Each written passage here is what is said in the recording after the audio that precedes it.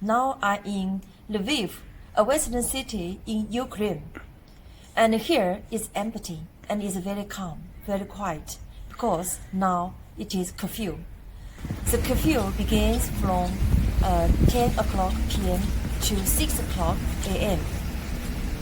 Now it is very quiet in the city. The curfew has begun from February 25th. Now I'm in the city center square. It is the busiest street in Lviv. And behind me is a famous Lviv National Academic Opera and Ballet Theatre. But now it is quite dark. Just a moment ago, we were stopped by the policemen who were patrolling.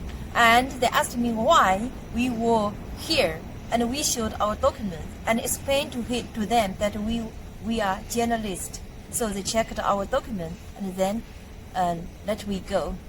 They told us should keep safe.